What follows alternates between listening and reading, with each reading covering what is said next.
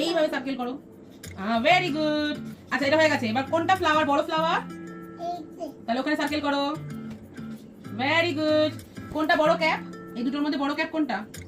Circle করো। বড় বড় বড় বড় বড়টাই সার্কেল করতে হবে। এটা কোন কোন বাটারফ্লাইটা বড়? সার্কেল করো, বড়টা সার্কেল করো। এটা সার্কেল নয় বাবা, এটা কি করছিস? কোন হাতটা বড়? করো। Very good. কোন ম্যাঙ্গোটা বড়? কোন স্টারটা বড়? গোল করো, সার্কেল করো। Very good. এবার দেখো কোন ফিশটা বড়? সার্কেল করো।